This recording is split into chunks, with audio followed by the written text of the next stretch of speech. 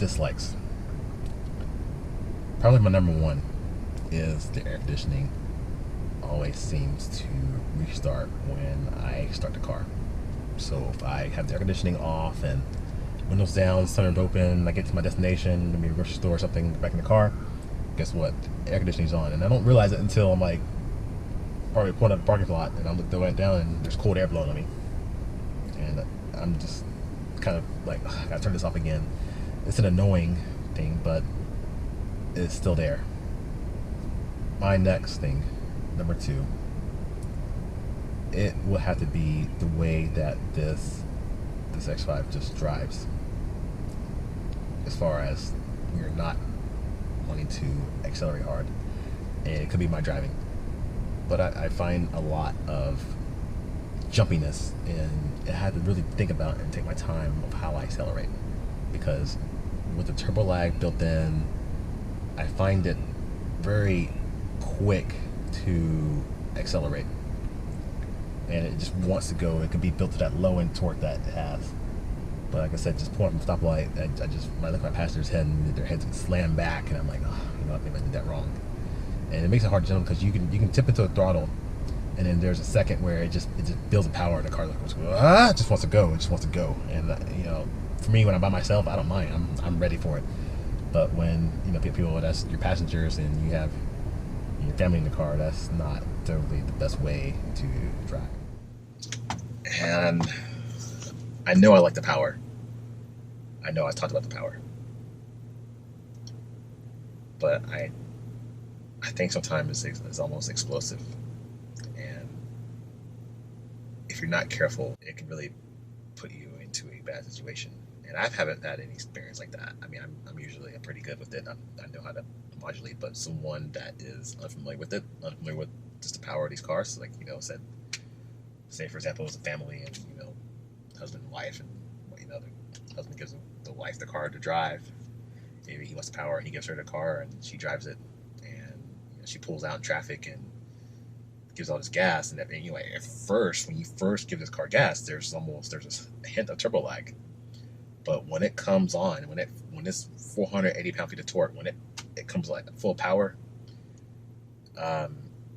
you're quickly can be too fast into a turn, too fast pulling out in the traffic. It can definitely catch you off guard.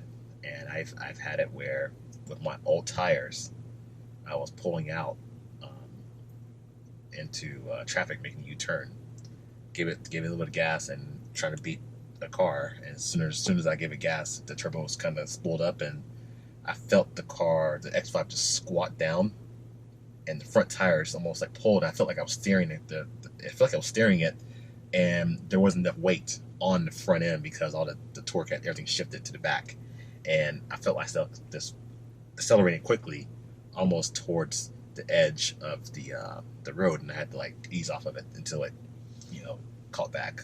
The one thing you don't want to do, you don't want to keep cranking the wheel more, because that's going to put yourself in a bad situation. So if you understeer, you always want to just ease off, keep the wheel where it is, ease off, and let the tires bite. So, like I said, those few times it caught me off guard. But I just think for someone that, maybe sometimes the power could be just a little bit too much, and I feel like it just, that was in comfort mode.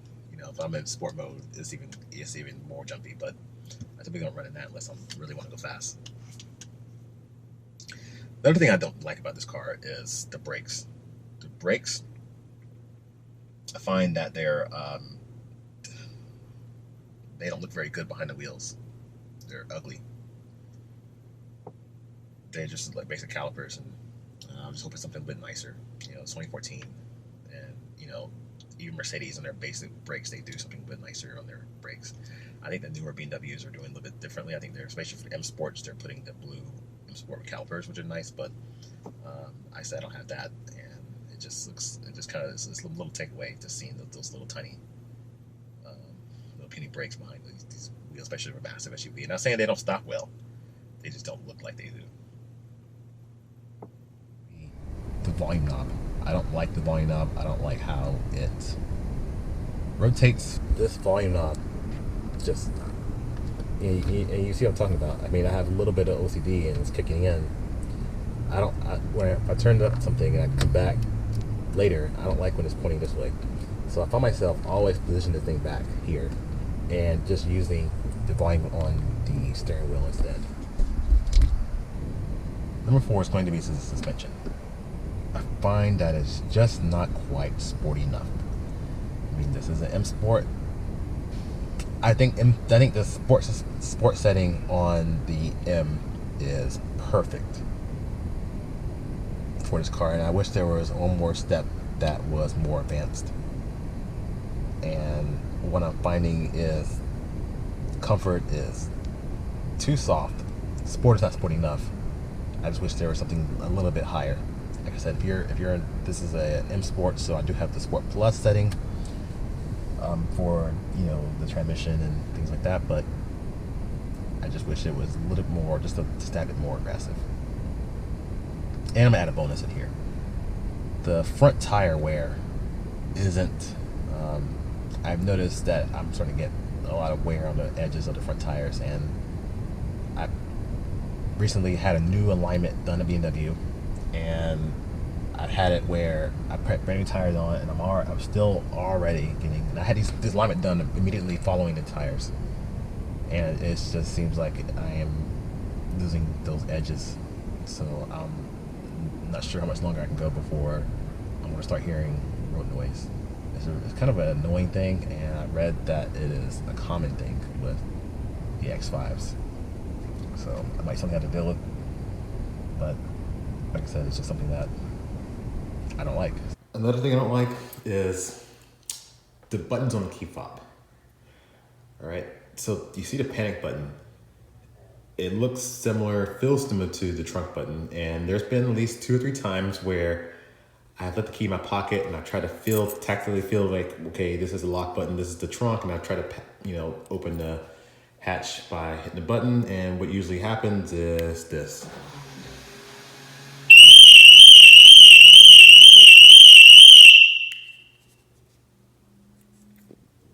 That noise. And it startles me, I'll be honest with you, it startles me every time. Another thing I don't like, and I want to add this in here too. I feel like it's always, you like so much about a car, but it's easy to point out things that you don't like, is the blind spot monitor. And I think BMW fixed this with their newer cars by putting the light on the glass itself.